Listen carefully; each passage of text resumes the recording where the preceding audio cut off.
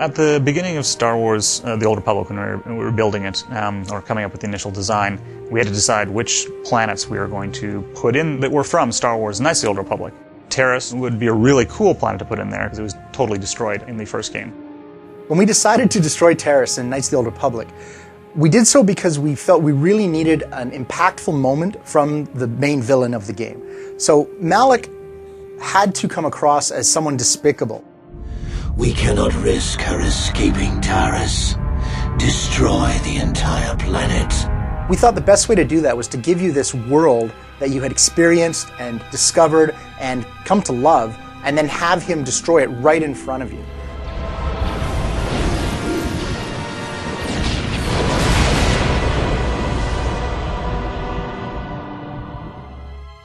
We're bringing it back in Star Wars The Old Republic. It's one of the major worlds in the game, and it hasn't been reconstructed, so it's still in ruins. And it's really cool because you finally get to see what happened, you know, hundreds of years after you left Taris, after it got blown up by Darth Malak.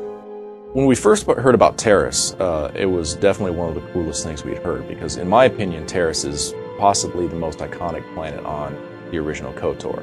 It's definitely the most memorable. Everybody knows what happened to Taris. It doesn't end very well.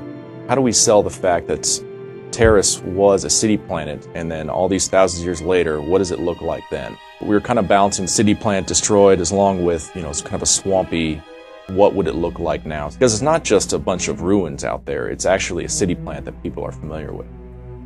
The general story of Taris right now is it's been in ruins for hundreds of years. You know, the rat ghouls, which are one of the big enemies in the sewers of the original Taris and Knights of the Old Republic, are rampant around the planet. So the rat ghouls, they've evolved over the past 300 years, just in ways where their ferociousness, just the kind of attacks and the kind of things that they're going to do, just seem that much more vicious. They're particularly challenging because they came from what were humans, so bipedal creatures, but because they're encompassed with this disease, you know, they're sort of bent over and twisted. And that was something that we had in the original KOTOR, and we wanted to bring that forward into TOR as well. You know, where our animators really shine is where they can use different references to various different kinds of animals and creatures. So the rat ghouls, you know, stem from kind of ape-like movements, almost like a big giant, you know, gorilla or something like that. And then, you know, how you'd mix that with a human and how it would move. The story of Taris in the Old Republic is a very interesting one. It's a very symbolic world. The Republic wants to rebuild it to show that even with all the devastation wrought by Malak and the Sith, they can rebuild, they can survive, they can come back from this kind of thing. Conversely, of course, the Imperials don't want them to rebuild. They don't want to have this evidence that the Republic is strong enough to come back from this kind of devastation.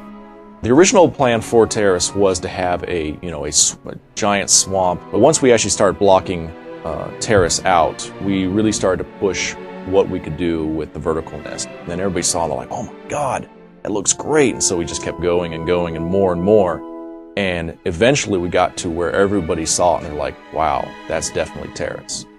Taris is one of the more interesting worlds in the Old Republic, not just because it's, you know, an old world from Knights of the Old Republic, but also because it's a type of world that hasn't been explored in video games very often, which is this huge Coruscant-like or, you know, metropolitan-like city that's been completely wiped out. So you have all these huge skyscrapers that have been destroyed and toppled, and you have these incredible vistas, you have these incredibly unique areas to explore.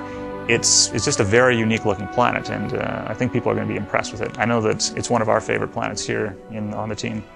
One of the great things about the original Knights of the Old Republic games was players were able to make an impact on the Star Wars galaxy. They were able to leave their mark on this wonderful setting. And in the Old Republic MMO, we're trying to make sure we recapture that spirit, that importance of the player. So whether you're a Republic faction or an Imperial player, you are going to get a chance to make a real difference. You get to determine what is going to happen to this world, and it will be reflected in what happens in the game. Your choices actually make a difference.